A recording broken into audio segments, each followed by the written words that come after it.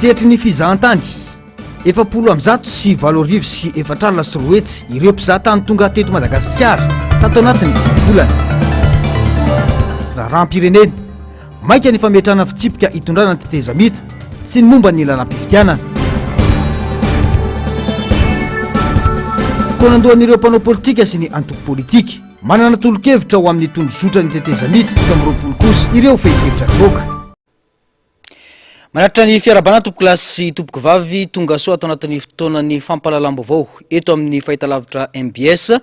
manasana ampanajana izay anaraka ny fampalalam-baovao hatramin'ny farany.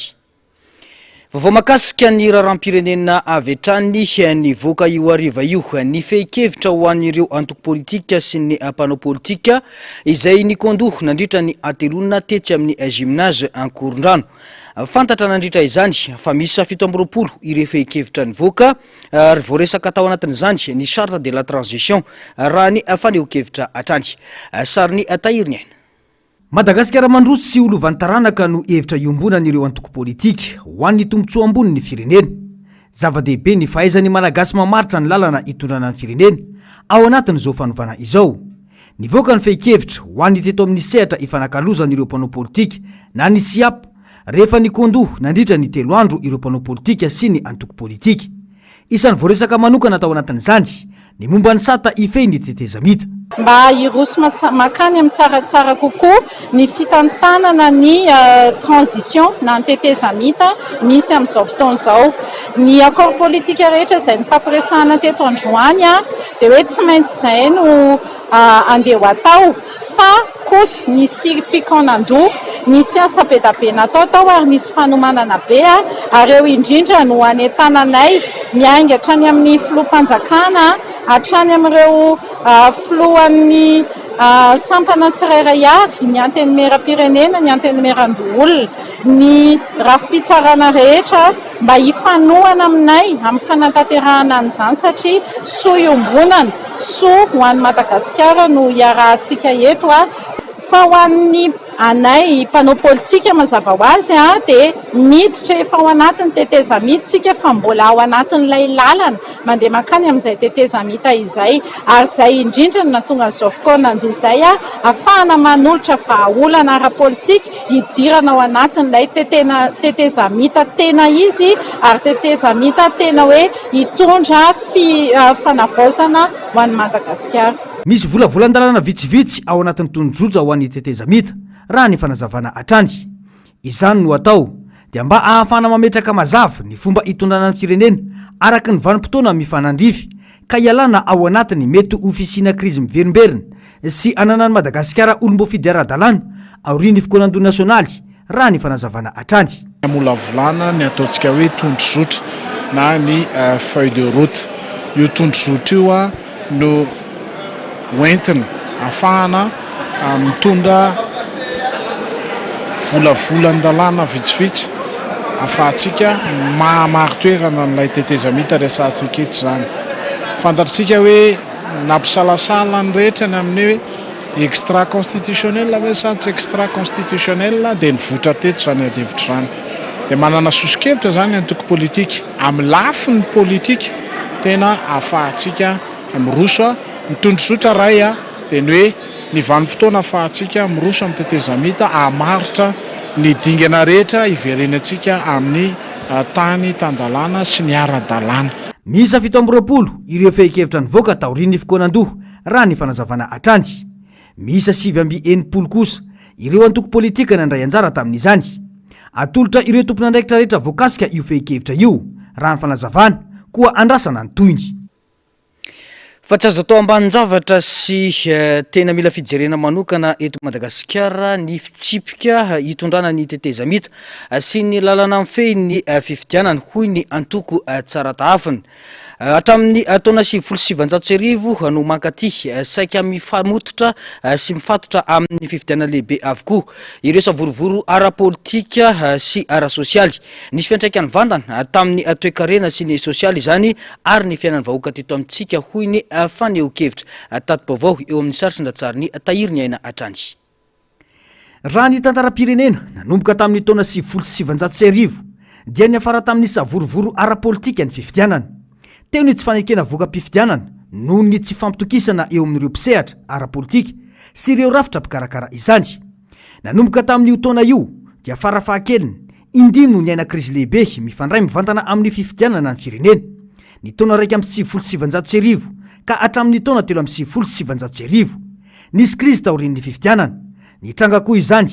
tamin'ny taona 2022 taorian'ny fifidianana filoham-pirenena. Ny fifidianana atao tamin'ny taona 2022 sy ny taona 2022 dia mbola nahitana fifanenjanana sy adihevitra ara-politika na dia tsy niafara tamin'ny korontana goavana aza. Tamin'ny taona 2023 sy 2022 dia ny raha rehetra nahita ny etsika fotsy ary izao tonga amin'ny fanovana sy fanavozana izao indray ny firenena ankehitriny. Goavana fa tsy kely ny tokony hijerena manokana ny lalam-pifidianana amin'izao fotoana ny fanavozana izao, hoy ny antoko politika tsara tahafiny. Code électoral zay mampiady asika eto, sy ny code électoral loatra ny tena ratsy fa le olo mampiatra anazy zany ny tena misy problème indraindray de izay zany gnanay zany hoe sisy sanction zany amintsika eto, sisy bety. Ngamba nahitanareo fa ny président de la république zay sy tokony azy manao propagande tany hitasika ohatra ny tany angamba izy igny tany Kongo ohatra amina toeram-pitrasana misy chef de district manao propagande tany amin'ny faritry ny Melakry, tena hita misy amikame vidéo zany sisy sanction, sisy disqualification. Iny zany zao tokony insistena mafy igny ary le fampitovegny leta koa hoe ny candidat miresaka vola avaizany origine n'le vola tokony misy sanction zany.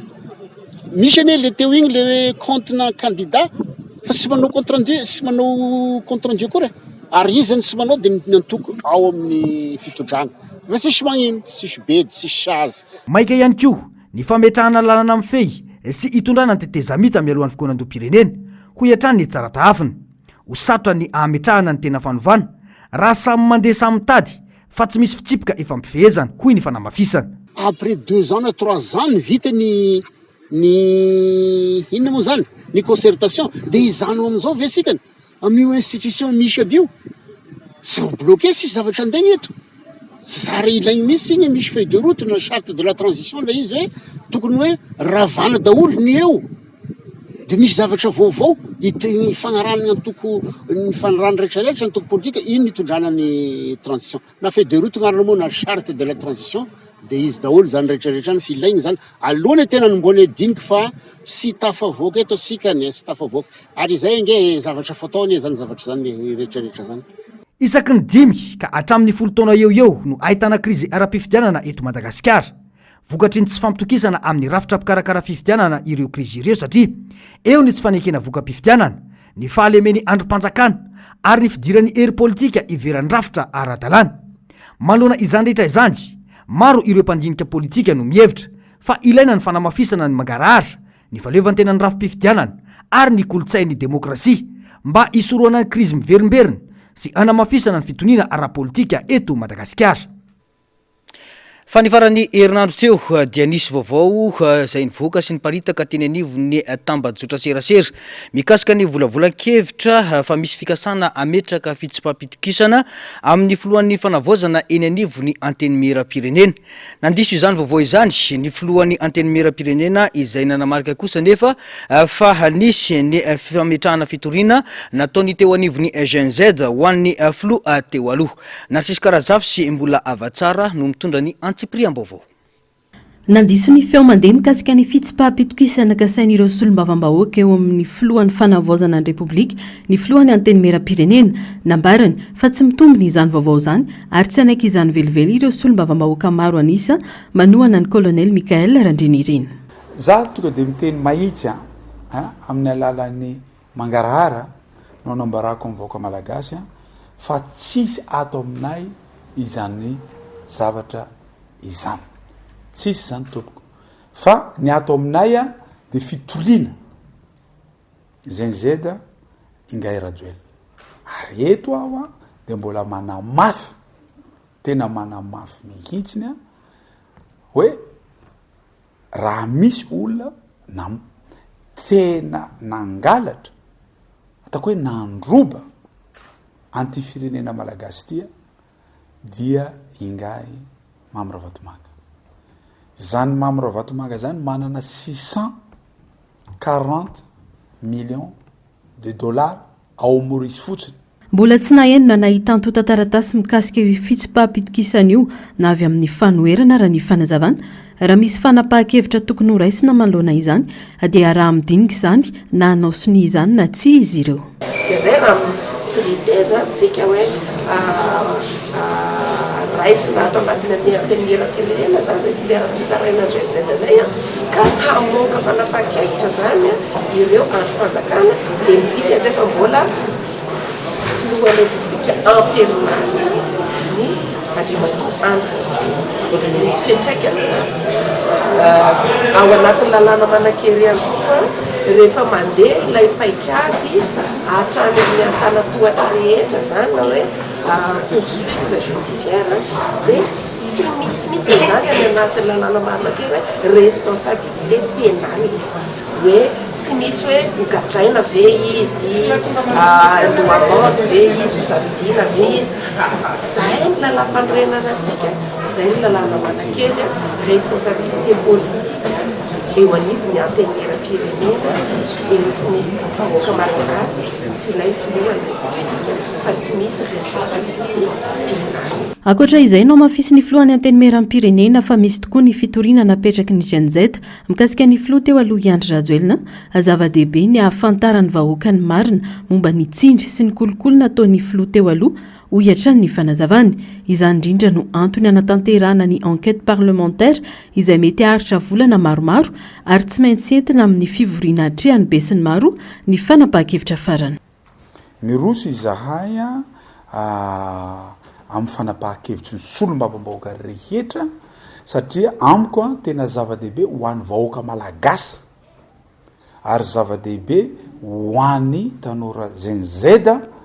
ny afana mahafantatra inona daholo reo corruption na tsindry natao tamin'ny gouvernement na olo-mpanjakana rehetra nataon'ny filoham-pirenena teo aloha satria aorian'ny fanekenay faneken'ny solombavambahoaka rehetra hoe sokafana ny fitoriana aningay Andry Rajoelina dia aorian'io ny procédure dia enquête parlementaire amin'ny fitantanan'ny firenena sy zavatra nataon'ny rehetra teto zany ka za tsy mino hoe hisy solombavambahoaka ray hanohatra an'izany zavatra zany raha tena solombavambahoaka tena mitady an'izany atao hoe fiovana zany. Tsy mitombina ny fitoriana makasika ny filoha teo aloha kosa ny solombavambahoaka ny Fianarantsoa. Ny fiamadeviny matetika mandeha foana ary zay ny anisany malahirana amin'ny réseaux sociaux satria lazaina ohatrany hoe marina tokoa zay atao hoe sisondresaka mandeha ny anivony reny tambazotra serasera sosialy reny ka io zany mila fandoniana na discernement tsara ny rehetra mamaky an'ireny resaka mandeha reny ny makasika ny hoe raha misy zany de hoe andray anjara ve ny aty amin'ny fanerana dia izahay solombavambahoaka ao anatin'ny parlementaire mara ao anatin'ny fanerana zay dia misy lamina misy discipline mazava ho aza dia arakaraka izay toromarika eo zany no andraisana tsara am'izay. Manjaka loatra ny tsao sy ny onoony eto amin'ny firenena ho ny fanamafisana ka ilaina ny fandraisana fepetra manoloana ireo olona manelitsao indrindra ny anivo ny tambazotra tokony mampafantatra mivantana ny dia ny tany ivelany tamin'ny vahoaka ny filoham-panjakana eo koa ny tatitra ofisialy tokony nataony ho fanajana ny lalàna sy ny mangarahara hisoroana ny onoono. Akoatra ny filazana fitsipaham-pitokisana dia nisy koa ny vavaony hely tamin'ny tambazotra mikasika ny fametrahany mpanolontsaina avo iray ny fitoriana eo anivon'ny fitsarana avo momba ny lalam-pandrinana mitaky ny anamarinana sy anambarana fananao fanitsakitsahana sy famadiana ny fiandriana amin'ny pirenena ny lehibe ny fanavaozana ny republika antony lehibe hitoriana azy ny fiaolana ny miafina tany Dobay tany ampiandohan'ny volana desambra 2024 niarahany tamin'ny Eric Prince mpanorona ny orinasa miaramila tsy miankina Black Water fantatra ihany koa amin'ny anarana hoe Académie na Constellis. Mbola tsy tonga eo anivony HSC io taratasy fitoriana io araka ny loharanom-baovao ary mbola tsy nivoaka teo anivony tranokala ny ity androm-panjakana ity. Andrasana araka izany mitohy ny rara. Fa mbola ijanona eny anivony anteny miera-pirenena izay hatrany isika nanomboka tamin'ny folora ary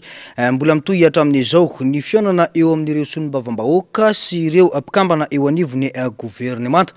Nisongadina nandritra ny fifampidiniana ny fangatahana sy ny fijerena manokana ireo faritra tena marefo eto amin'ny firenena. Nangotraka ny adievitra indrindra fa nanoloana ny fanazavana izay nentin'ny lehiben'ny gouvernemanta teny anivony ity lampampanjakana ity tamin'ity androany ity. Nasisy karazafy sy mbola avatsara no mitatitra ny antsipriam-baovao.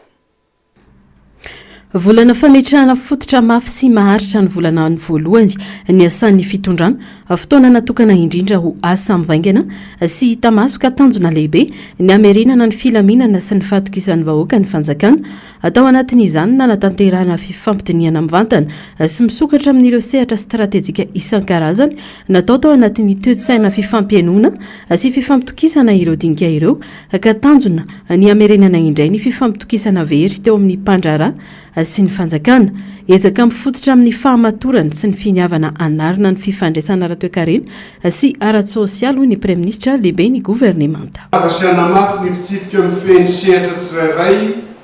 ary indrindra ny anorina rafitra fanakalozana maharitra sy tokony andraikitra izay ahafahany sehatra tsy miankina mandray anjara feno amin'ny fampandrosoana ara-toe-karena sy ara-tsosialy ho tombontsoan'ny firenena iray manontolo. Faharoa, nanao ezaka ara-diplomatika entitra mirindra ary mitohy ny gouvernemanta ho famerenana indray ny fahatokisan'ny fiarahamonina iraisam-pirenena sy ireo mpiara-mambonantoka ara-teknika sy ara-bola. Ity ezaka ity dia mifototra tamin'ny famatorana, ny fahitsiana ary ny fahazoana finaniana indray ny fitantan'ny raraham-panjakana. Manantena vokatra mivaingana sy aingana nefa ny vahoaka malagasy tsy miafina amin'ny gouvernemanta ny fanamby maro miandry ny firenena no mafisy ny Premier Ministre fa mitaky fiara-mientana sy fandraisana andraikitra iombonana amin'ny hery velona rehetra ny fanavaozana ho amin'ny 30 andro manaraka ambara ho lahara-pahamehana ny famahana ny olana ara-tsosialy iainan'ny vahoaka andavanandro no mafisy ny gouvernemanta fa tsy any fanjakana irery ny fanavaozana fa dingana iombonana mila fandraisana anjara avy amin'ny rehetra. Nampiarina ny fepetra fanamaivanana ny fiakaran'ny vidikainana ary natsangana ny fanohanana manokana ireo asa madinika mampidi-bola izay loharano-karenany lehibe ho an'ny tokantrano maro. Ireo fepetra ireo dia natao valo mivantana sy tokony andraikitra amin'ny filanin'ny vahoaka eny ifotona. Amin'izany lafin'izany ny fanavaozana dia tsy mijanona amin'ny fanampanan-tenana intsony fa miseho amin'ny alalan'ny fiovana-tsikelikely nefa hita maso sy tsapan'ny olo-pirenena eo amin'ny fiainany andavanandro. Etsakilany ny asa rehetra ataon'ny gouvernemanta dia efa voalamina, tariny ny vinana asa mazava ary tantanina ao anatin'ny politika ankapobeny fanjakana sy ny programa fanatanterahana azy PGE, PMO. Efa napetraka ny rafitra fanaraha-maso taritra mahazatra ary tanterahana ny fifandraisana ara-panjakana mangarahara. Nitondra ny solombavambahoaka Sofia Ratsiraka teny nandritra ny fionana tamin'ny gouvernemanta mikasika ny fampidirana mpiasa-panjakana sy ny tsy fandriam-pahalemana. Miaraba mpanajana tsika rehetra manandriketo ary tsy misy anavahana. Tokolahy sy totovavy, Monsieur le Premier Ministre sy anareo rehetra membre du gouvernement. Miangavanareo ny tenako ny mba ametrahana quota amin'ny recrutement ny mpiasa-panjakana toy ny mpiasan'ny fahasalamana, ny mpampianatra, ny engagement ny miaramila hatramin'ny main-d'œuvre amin'ny fanamboarana trano. Raha tsy hoe tena tsy misy ao aminay ilay traikefa tadiavinareo. mba tsy ho fijerevana akaiky dia akaiky azafady ny filaminana misy eo amin'ny district any Vatomandry no ny entraketraka ataon'ireo ben'ny tanàna satria manakorotana ny fiainam-bahoaka hita ao Tsivanginy ifasina 3 Antanambaomatsaka izay mbola tsy tapitra mandrakitiny androany ary Ambotonolo Karangalana izay lasa nametraka raketa mihitsy amin'ny alarobia ho avy zao any amin'ny Conseil d'État. Ny famerenana ny Zotran-dalamby ihany no vahaolana afaka mamerina indray ny toe-karena ho Manakary ho kosa ny solombavam-bahoaka ny Manakary fa eo ihany koa ny fametrahana serana tsambo. Ao ihany koa ny mpiasa efa sotro ronono amin'ny UFCE io mampalahelo Andriamatoa Minisitra dia efa misy ny lasa korazana kanefa mbola tsy nisitraka an'izany pension na retraite zany ity izy ireo ka mba miangavy Andriamatoa Minisitra mba hajerena azy ireo. Ao ihany koa ny canal de Pagalany Andriamatoa Minisitra tokony sokafana ny mampitohy any Mananjary makatrany farafangana mba apidina ny vidin'entana indrindra ny PPL izany ary amelanja ihany koa ny fizahatany amin'iny faritra iny. Maro ireo komina tsy misy mpitsabo raha ny tatitra nataon'ny solombavam-bahoaka an'Ankazobe na dia efa nisy aza fampandritany natao tany an-toerana dia mbola tsy ampy ny mpitandro ny filaminana raha ny fanazavana. Misy polisy efa tomombana ny trano rahovina tokony andorana sy tokanana itoerana io tokony misy ny fanakaza-pirenena mbola maro ireo fotodrafitrasa tokony atsangana satria mbola maro ireo ankizy tsy tafiditra an-tsekoly na mialandarana indrindra ny amaratonga faharoa ny valopolo-sanjato amin'ny mpampianatra ao amin'ny isaky ny commune na Andriamatoa Minisitra dia mbola maître franc mbola tsy misy ihany koa ny mbola tsy misy ny chef jusqu'au district an'Ankazobe satria efa retraité ilay jusqu'au teo aloha misy ny fanatanjahantena sy ny tanora dia efa ela ny fotodrafitrasan'ny mpianja ao amin'ny renivohitra commune n'Ankazobe ilaina izy io amin'ny fanaovana fanatanjahantena ary koa ny fanaovana fiadinana ny zimobaka nefa lasa mandeha toerana lavitra sy manao fandanina ireo ray aman-dreny no tsy fahandorana an'io ho an'ny tanora. Nanamafy ny fahavonona ny iaino sy androso miaraka amin'ny vahoaka ny governemanta ho fanorenana fanjakana miorina amin'ny fitokisana sy fiara-miasa maharitra hatramin'izao ora noartana izao moa dia mbola mitohy ny fiaonana eo amin'ireo solombavam-bahoaka sy ireo mpikambana eo anivon'ny governemanta. Vao makasika ny fiomanana amin'ny fikoanam-pirenena kosa indray dia ao anatin'ny firosonana amin'ny fakan-kevitra eny fotony ny ankamaroan'ireo vondrona maro samihafa amin'izao fotoana izao raha tsy resaka afa-tsy ireo mpanao politika sy ny vondrona politika zava-dehibe ny fakan-kevitra mba ahafahana mametraka tanjona mazava sy fanapahan-kevitra mitombona lavitry ny fihetseham-po sy ny fahamakana hoy ny mpanaraka raharam-pirenena sady mpanao politika Randriana Andro Willy nambara tao anatin'izany fa mila fotoana sy faharetana ny fanarenana ny firenena efa rotika amin'ny lafiny maro ho hatrany ny faneho-kevitra manoloana ireo fanakanana izay mahazo ny fitondram-panjakana amin'izao fotoana izao. Tato-baovao eo amin'ny sarsin-datsariny Tahiriny. Ezaka ho amin'ny fakan-kevitra ifotony iroson'ny firenena mankany amin'ny tanjona apetraka ny mpitondra ny fanatanteran'ireo mpanao politika sy ireo antoko politika ny fakan-kevitra atao mialohan'ny fikoanam-pirenena ankehitriny. Araka ny fanazavany Randrianatoandro Willy, mpanao politika sady mpanaraka akaiky ny raharam-pirenena.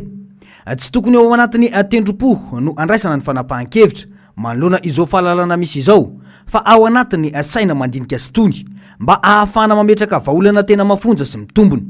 Firenena iray manontolo no resana ary ho fisorohana ny krizy miverimberina dia mitaky fahamatorana sy andraikitra ambony amin'ny fandraisana fanapahan-kevitra. betsaka ny fitakinana ataotao fandravana ny andram-panjakana ny fananganana ny institution hafa mifanaraka amin'izay adihevitra mipetraka daholo zany fa kosany ny zava-dehibe dia hoe tsy ao anatin'ny fahamaizana tao anatin'ny fandiniana ary tena mamaly ny etaetan'ny vahoaka tena kianja tokoa ilay izy ka aoka tsika tsy ho voarebireby ny mpanambola na ireo malahelo ny tongolon'ny Ezipta na ataotsika ireo verseza ao anatin'izany satria fotoana fohy tsy afaka andrefesantsika zany an'izay vokatra hivoaka anatin'le fokoanan-doha tsy manao an'izao tsy hany zany ny jerevantsika satria marina fa marary ny kapoka marina fa ngeza sy goavana fahavoazana teto amin'ny firenena tsy voavaly anatin'ny fotoana fohy zany fa kosany ny lalan-jotra sy ny lalan-tsaina tondrana amin'ny fokoanan-doha dia tany amin'ny famahana an'izay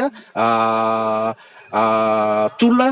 zay natao tany an-kanja indrindraindrindra zany dia ny fanamasinana ireo ray aman-dreny andrarazana zay olo-kendry olo-be amin'ny tanàna ny dadilahy ny fotsy-volo amin'ny tanàna zava-dehibe zany ary indrindraindrindra zavatra anankiray tsara tsy piana dia zao tsy nanao teny midina zany ny mpitondra eto fa miainga taty fotony ny vahoaka no miady hevitra aty ambany dia mitondra ny fehikevitra hoentina makany amin'ny mpitondra zany hoe tena ny vahoaka ny amendantsany ty ny vahoaka ny amekasina anatin'ity fokoanan-doha ty izay tondrantsika ny firenena atsoatsy diso toerana ny fanakanana ny fitondrana mandeha amin'izao fotoana hoy ny faneho-kevitra firenena efa reraka vizaka ary rotika amin'ny lafiny maro no nyraisin'ireo mpitondra ankehitriny tsy mora ny fanarenana ny zava-misy ary mitaky fotoana sy faharetana ny famahana ireo olana saidray ny firenena na dia eo aza ny fahavonona ny fanjakana hitady vahaolana maharitra hoy ny fanamafisana atao anaty geja sy fanandevozana vaovao tamin'ny endrony vaovao no tondrana atao anatin'ny ampimamba ao anatin'ny teritery ao anatin'ny gagazo hoy ny tanora satria izay nizay tsika zao dia tsy afaka tsika zany tonga dia andeha isitona tsoakevitra hoe manahirany tiana zao tsy hany zany satria tsy afaka hamaly anatin'ny fotoana fohy an'izay etaeta sy izay fasairanana nahazo atsika teo tanatin'ny fitotoana rangarangidy zao tsika tena ataotsika tena voageja kiana ve no tokony ataon'izany tsy izay no tokony ataotsika satria efa nanome tombon-dahany ary efa namahan'izay ary nanafaka ny vahoaka atao anatin'izay tery mavaivay nahazo ny firenena izay ny fitondrana ankehitriny fa kosany miandritsika zany ny fandaminana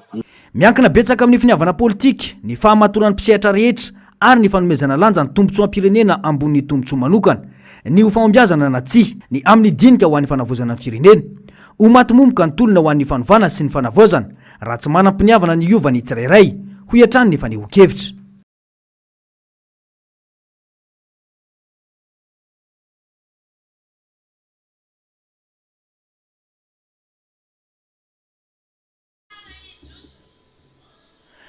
fa lafim-baovao afa-tanteraka kosa tokony tsy afangaro ny famelan-keloka sy ny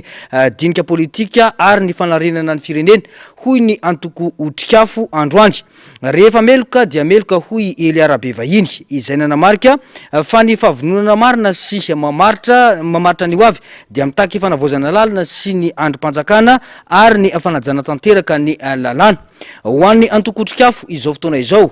no tokony ametrahana fitsipika mazava sy fanapahan-kevitra entitra ka irosona amin'ny fanatsarana ny firenena ho tombotsoa ny vahoaka sy ny hoavy ny antsipirian'izay eo amin'ny sarisindra-tsary ny tahiriny ainy tsy vahaolana maharitra amin'ny olana iainan'ny firenena ny fanelikiliana indrindra amin'izao vanim-potoana iomanana amin'ny fokoanan-doha-pirenena izao tsy tokony afangaro amin'ny famafahan-keloko na famelan-keloka ho an'ny izay nanao ratsy teto amin'ny firenena ny fanaovana fokoanan-doha-pirenena hoy ny antoko otrikafo ny tantandalana ny fitantanana mangarahara ary ny fanajana ny evi-bahoaka no tena ny adina sy notakin'ny vahoaka fanovana teto Madagasikara ka izao no fotoana amerenana sy anamafisana ireo soatoavina ireo nanamafy hatrany ny antoko fa misy mihevitra fa vanim-potoana ny famelan-keloka ho an'ireo nanao ratsy ny fotoana tahaka izao rehefa meloka dia meloka ary nisy fitakina mazava nataon'ny vahoaka na tonga ireo fanovana sy fiovana teto amin'ny tantaram-pirenena ka fitsipika tokony apetraka sy arahina mba hitondrana ny firenena amin'ny alalan'ny fanarenana sy fandrosoana hoy ny faneho-kevitra somary gaga ihany zany misy mahita hoe misy ireo solontenan'ireo zay nahongana mandray anjara amilay adihevitra misy ihany koa moa zany mazava ho azy ny avy aty amin'ny mpanonga ny sahala aminay izay tsy elana mihitsy izay zavatra dia ny hoe tsotra le izy satria mitady vahaolana ho an'ilay firenentsika rehefa mitady vahaolana tsika tsy misy azo ahilika ao anatin'izay fa zao kosa nefa izany tsy midika hoe dia foana avy hatrany koa zany raha ny hevitry ny otrikafo manokana sy ny kafima nia tsy nety rehetra nataony teo aloha sarotra be zany ary tsy azo atao mihitsy ilay mampanjaka ny kolotsainy tsy maty manoty inona ny antony tsy resaka valifaty politika ilay izy tsy moramoraina sahala amin'izay fotsiny ny adihevitra fa ny tanjona dia ny hoe androany zao dia manolo-tsaina ny mpitondra fanjakana amin'izao fotoana zao zany zao ny filohan'ny otrikafo Fely Arabe vahiny dia midika ve zany zay fa afaka manao zay tianay atao koa zany zay satria tafiditra any andapa tao anatin'ny lisy izay tsy mety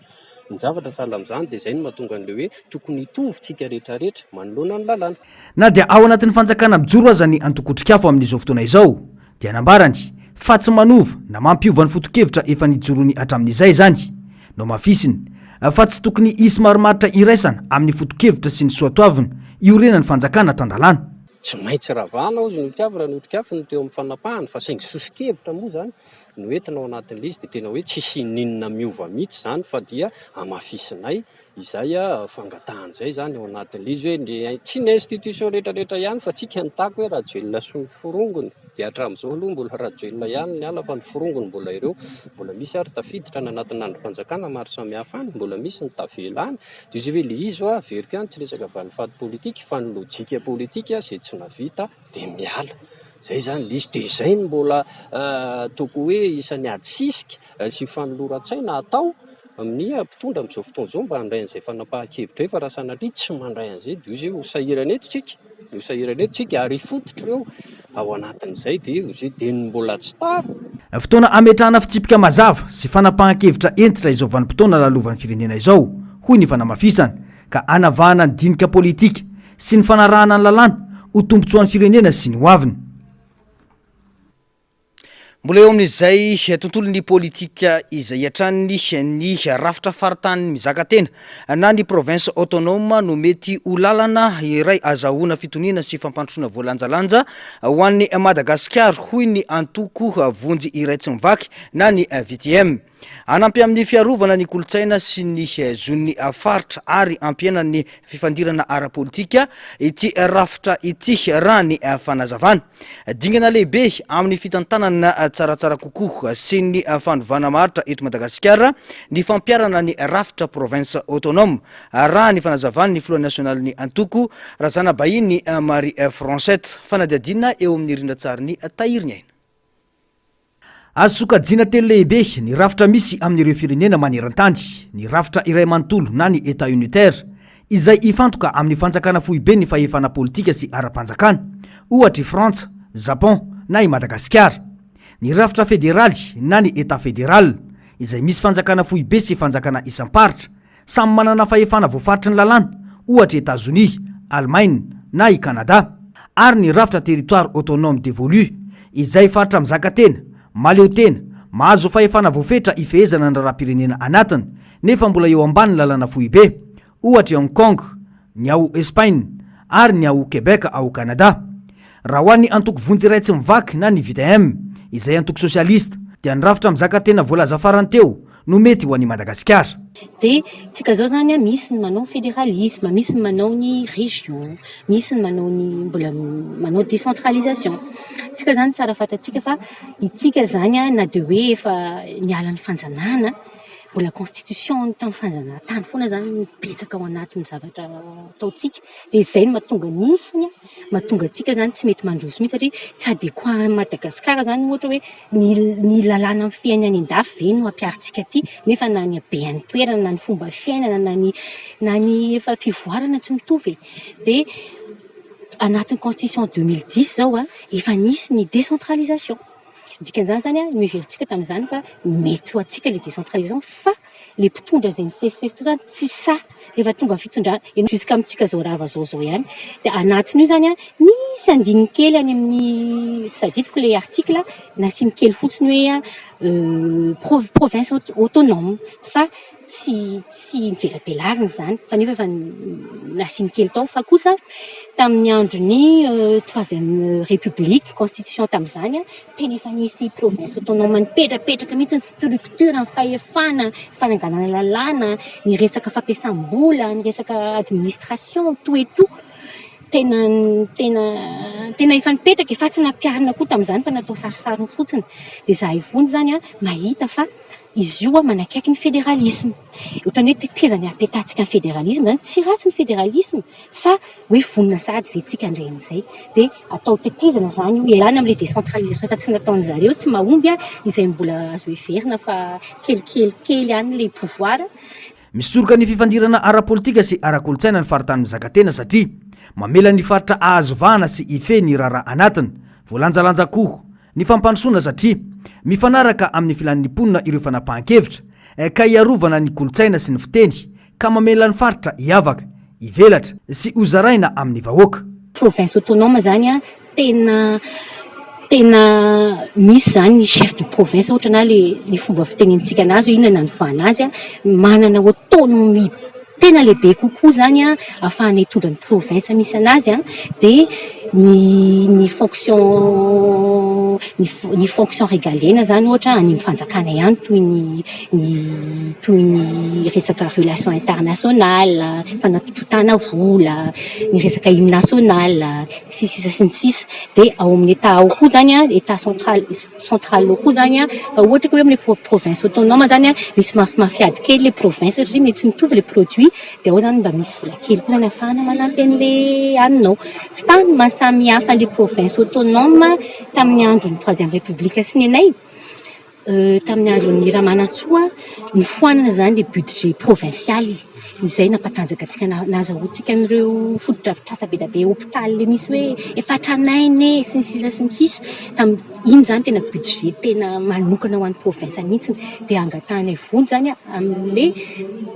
angatahana le province autonome dia angatahana koa zany anafoanana ny budget iny anafoanana ny ordonnance 73/015 iny tamin'ny andro Ramanantsoa iny dia amerenana indray ny budget provincial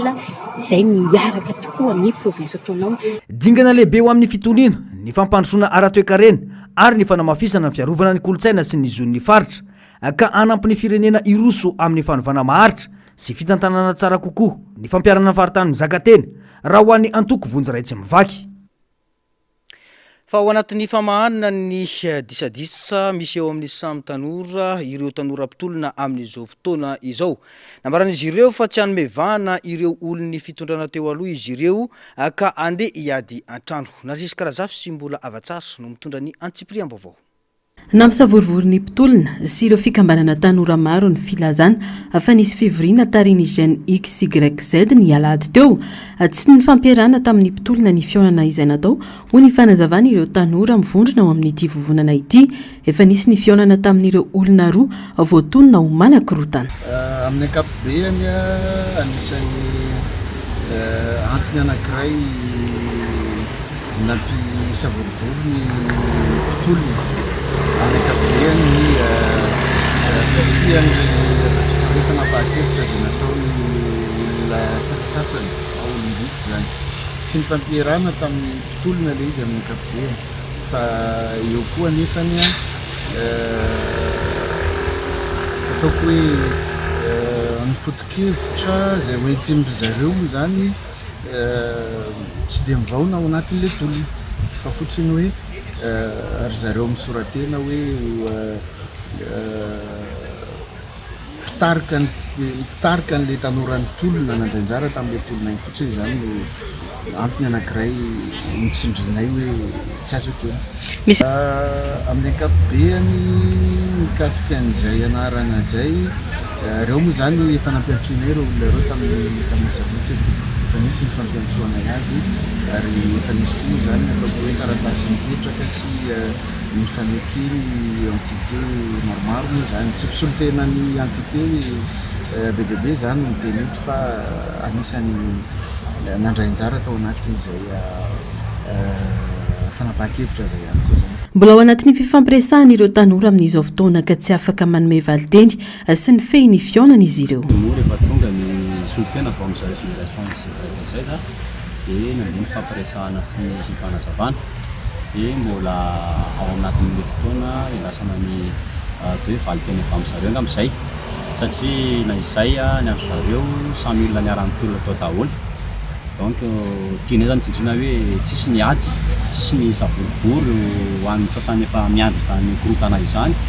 fa dia tolona mifanaraka foana ary mbola maheny an-trano fa tolona ho an'ny fanovana no miadivana teto ary tolona mba hisian'ny fahatsarany eto amin'ny firenena satria tanjona ao anatin'izany moa zany dia nohitsy atao tompotrano miondra tanorany tolona reo matoa ny tanora nitaky ny fanovana nitaky ny atao hoe mangararaka eto amin'ity firenena ity dia manana ny anjara birikiny ihany koa izy ao anatin'izany atao hoe fanapahana ny hoavin'ny firenena izany ka sanatria kory zay mandirika ny ray aman-dreny be afefika amazay misy fa zay kosa dia mbola mijoro sy mitaky hoe aloha mba anana ny atao hoe landrany izany tanora tolona izany be dia be ny avaram-pianarana ao anatin'izany tanora izany afaka mifanampy tsara amin'ny ray aman-dreny be ireo satria ny tokantrano antsika zany tsy ahaka amin'ny any ivelany fa aloha tsika samytsika ato no ahay ny fanampy tahaka ny vahaolana ho an'ity fiainana malalatsika miantso ny hanomezana sehatra ireo tanora izy ireo raha ny fanazavana trano satria firenena iaraha-manana sy manan-karena manam-pahaizany Madagasikara noho izany ilaina ny fijerena ireo tanora. Lafim-baovao afa-tanteraka kosa anisan'ny voatonona ho napiditra fitaovam-piadiana mahery-vaika teto Madagasikara Imamy Ravatomanga raha ny fanambarana ofisialy nataon'ny vondronkely fiarovana sy ny filaminana na ny FDS eto Madagasikara. Izay no anton'ny fisavana ny trano fonenan'ireo rehetra aina mety isin'ireo fitaovam-piadiana ireo raha ny fanazavana atrany. Tsy misy intsony ny fanavahana olona eo anatrehan'ny lalàna amin'izao fotoana izao hoy ny generaly Piclas Demostène izay nanamafy fa misy lamina amin'ny fiatrenana ny krismasy ny taom-baovao ny antsipriana izay eo amin'ny rindra-tsara ny tahiriny aina. Nisy fampidirana fitaovana mahery-vaika eto amin'ny firenena tsy andefitra fa andrainy andraiky ny arak'izay mifanandrify amin'ny lalàna ny vondronkely fiarovana sy filaminana na ny FDS itoy arak'izany ny fisavana trano mety aina itobian'ireo fitaovam-piadiana ireo isan'ny voatontonona amin'izany moa ny mpandrarà Ravatomanga nampiditra fitaovam-piadiana mahery-vaika eto Madagasikara ary anisan'izany Andriamatoa Mamy Ravatomanga ankehitriny nomeny lalàna anay eto amin'ny vondronkely fiarovana sy ny filaminana ny FDS no misava ny trano izay ina nitobian'izany fitaovana mahery-vaika izany etsy an-daniny milaza avy hatrany ny vondronkely fiarovana sy ny filaminana ny FDS fa raha misy olona na vondron'olona na iza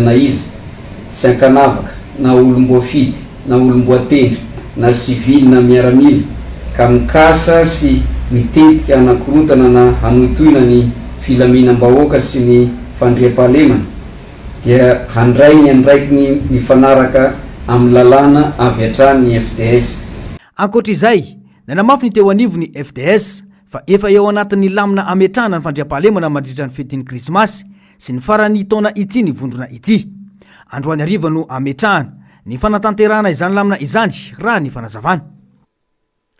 Taorin'ny fionan'ny filoha Marc Ravalomanana tamin'ireo mponina tao Antsirabe ny sabotsy lasa teo sy ny fanamarinana ny tsingeritaona nahaterahany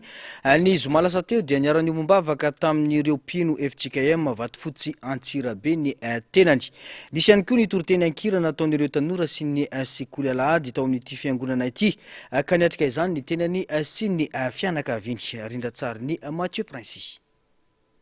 Manantena an'Andriamanitra mba ahitanao sy andrenesanao ny zava-miafin'Andriamanitra andiny soratra masina izay notsongaina tao amin'ny filazantsara izay nosoratany Lioka io no votoatin'ny tenin'Andriamanitra nakana ny vatsim-panahy nandritra ny fanatanterahana ny toriteny ankira teto amin'ny fiangonana FJKM Kafama Vatofotsy Antsirabe.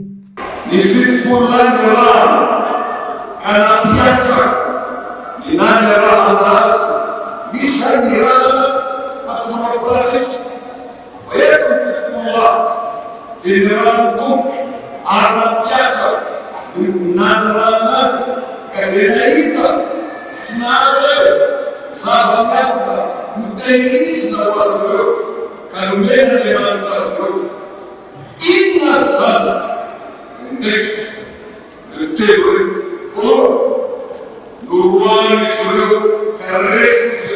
firenena ao manapahefanaritsakarelana symaika sy amresinhery maizina izy ireo amfape voasoratra ao amboky fiainan'anitra ny anaraizy ireo Andriamanitra irerean'ny mpaharo sy mpamoro foy Andriamanitra omeny Andriamanitra atoloko Andriamanitra ho an'izay manantena azy ireo zava-anatin'ny fahaliana sy ny zava-anatin'ny famorona ilehibe marina nandeha farazay aintsika izany ifanisan'izay zany zava-anatin'ny fahaliana sy ny famorona Andriamanitra Dieu tonga nanome voninahitra ity fotoana ity ny filoha Mary Karavalomanana Mivady nandritra ny fandraisam-pitenenany no nanomezany afatra ho an'ireo taniketsan'ny fiangonana ireto.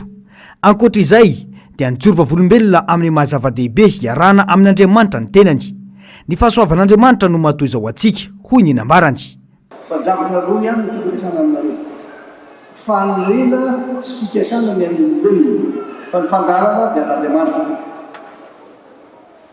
Fa be ny fahasoavana, famokampony, fiantrano, fanambinana natao izao antsika. Ka dia isorana manareo ny Andriamanitra amin'ny asa rehetra izay atao. Marina fa tatiny safitika ankalaza ny tsikery-taona izay naterahana. Misy antony izy fa tsy takako sy vitavitany saina aminareo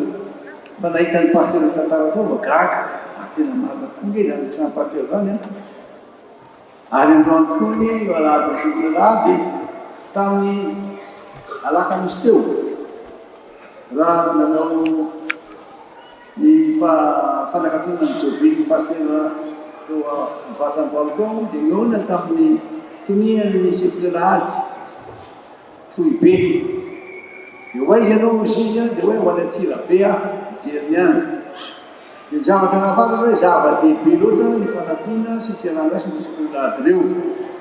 dia reto teny reto zay resahany lehibe sivilady teo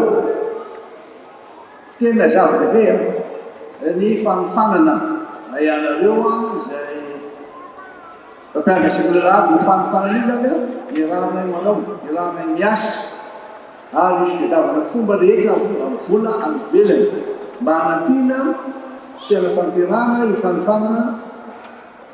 atao amin'ny mpampianatra sivilady atao any Antsimondidio tena zava-dehibe io ka dia mampirisika anareo mbo tongany ny tongian'ny sekolilady sy ny président ny sampana sekolilady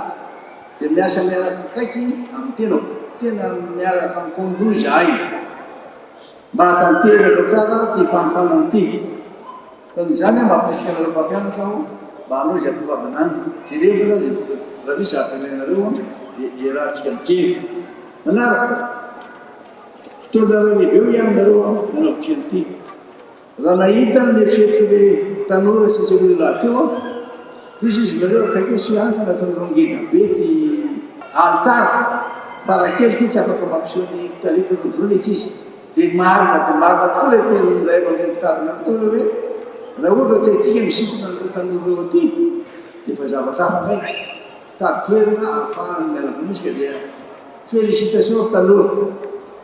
ianareo zay tanora hita tokoa fa mihetsika eto azay matavy eo mitady hevitra ihanytsika anampiana tanora mba tena janona olombanina hatramin'ny falany tanora ka dia zay njavana finany tena faly mitsy androany tena faly tsy hoe le fiteny fiteny faly tena faly fa tena faly androany nahita anareo taty gaga hoe tsy hosady ty fimonana be ty fa tsy hosady ty dia fa mieritreritra sady ana zavatra riantsika zay matavy rova fanirina ho any atsika fa an'Andriamanitra ny fanatanterahana miasa izy no miasa ka dia tena fifaliana lehibe no atongavanay mivady aty hoe miaraka aminareo androany miaraka amin'ireo tsikolilady rehetra ary nankina mieno ny tantara ny fiainan'ny fiangonana dia eny toy atany zany fiarahantsika zany aza matavy raha mbola misy koa ny farany tsy ho very ny fanantenantsika tsy maintsy tanteraka ny fikasantsika rehetra raha sitrapon'Andriamanitra ka dia tsy ho lava ny teny fa manira raha maniry mba itoy ny tany fomba fampandrosoana ty fiangonana ty. Toriteny Ankiramoho no antony ity fotoana ity ka samy naneo izany ireo mpandray anjara.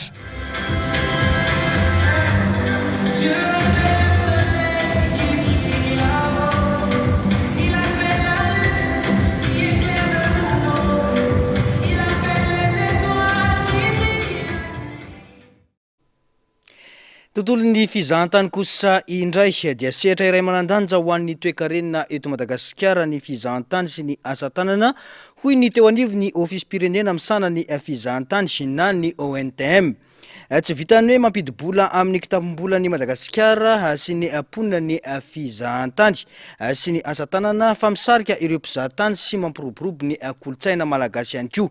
Mitaky andraikitra avy amin'ny rehetra nefa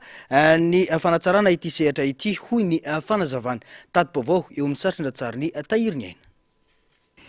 Mihoatra ny roa hetsy mahery ny malagasy misehatra amin'ny asa tanana ary 5.3 hetsy eo no mivelona vantana amin'izany. Ireo tarehy marika ireo dia manapirofo fa mitana anjara toerana lehibe amin'ny toe-karena ny asa tanana sy ny fizahantany eto Madagasikara. Tsy vitany hoe manome asa sy fidiram-bola ho an'ny mponina fa mitaona ireo mpizahatany ihany koa. Maro ireo mpitsidika no liana amin'ny kolotsaina malagasy ka mahatonga ny varotra asa tanana ho loharanom-bola mivantana ho an'ny firenena. Raha voarindra araka ny tokony izy ny sehatra ny fizahantany dia mazava fa misy fidiram-bola ho an'ny fanjakana malagasy manoloana izany raha ny fanazavana. Raha ny resaka fizahantany dia ny objectif chiffré moa zany efa fantaritsika iny mbola tsy io izy hatreto fahiny fa ny tiana itenenina kely ngamba ao anatin'ilay izy hoe ny secteur tourisme dia secteur anankiray fragile. Rehefa misy ny zavatra mitrangy eto amintsika na resaka tsy fandriampahalemana io na resaka crise io na misy zavatra mitranga fotsiny eto dia ny impact voalohany dia ny secteur tourisme. Izay zany dia manana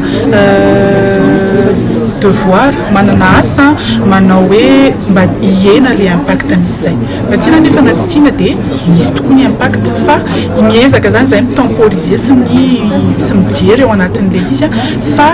ny ato anatin'ny secteur tsy manko matetika rehefa mijery amin'ny secteur hafa dia ohatrany hoe à court terme fa ny anay dia à moyen sy à long terme le impact satria nahoana satria rehefa misy zavatra mitrangy eto amintsika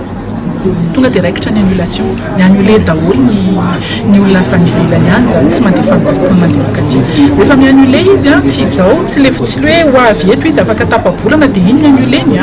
fa le voyage manaraka afaka 3 mois, afaka 6 mois. Ireny zany tena hoe misy impact ihany koa anatin'le sehatra fizahantany. Efa mihetsika daholo moa zany zao ny ratsamangaka rehetra sy ny opérateur rehetrarehetra miezaka manao an'izay communication positive izay miteny hoe milamina aty Madagasikara efa tena mandroso zahay efa manana vina vaovao zahay hitondranay ny firenenay dia afaka tonga ianareo. 7.4 hetsy ireo mpizahatany tonga nitsidika any Madagasikara nandritra ny 9 volana voalohany ity taona ity raha ny antotanisa. Raha mita amin'ireo firenenankafa nefa izany ambany izany tarehy marika izany. Mitaky ezaka goavana avy amin'ny ministera sy ireo mpisehatra ny zavamisy mba ahafahana manitsy ireo lesoka efa nisy amin'ity sehatra fizahantany sy ny asa tanana ity raha ny fanazavana hatrany. Raha nosy raha vavy no jerena moa zany dia ataontsika hoe mbola mila ezaka ny antotanisa nisan'ireo mpitsidika ny Madagasikara izay tonga. Raha hijeritsika ohatra Maurice eo amin'ny 1,2 millions de touristes eo annuellement tonga ao amin'izao ka hijeritsika ny Seychelles tsy dia fanalavitra amin'izay. Eto Madagasikara kosa mbola aty amin'ny ataoko hoe aty amin'ny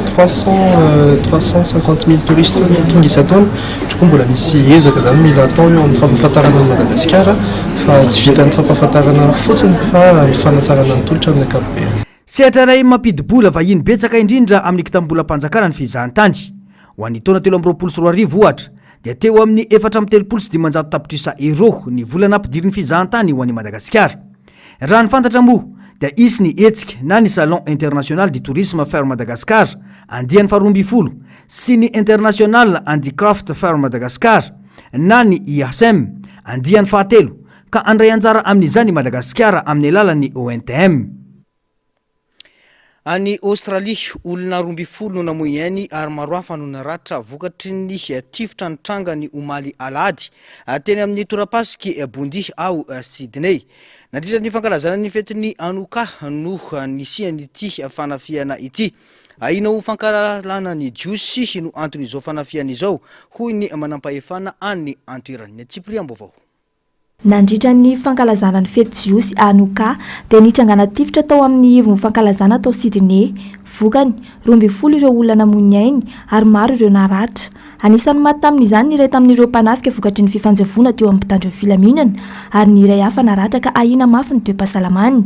Araka ny vaovao avy amin'ny manam-pahefana dia nampiasa bomba vita tanana tsy ara-dalàna ireo olon-dratsy saingy tsy nipoaka izany. Nanameloko mafy izao fanafiana izao ny Prime Ministre Australiana Anthony Albanese ary nilaza ny tenany fa asa maloto feno fankalana mendrika fampirorona izao zava-misy izao. Etsy ankilany dia naneho firaisankina tamin'ireo niarambona ny filoha israeliana Isaac Herzog sy ireo mpitarika iraisam-pirenena maro toa ny Khmer, Georgia Meloni ary Volker Beck izay samy nanameloko ny fankalana jiosy. Tsy fantatra mazava hatreto ny tena antony fanafiana ary mitony fanadiadiana ataondreo manam-pahefana.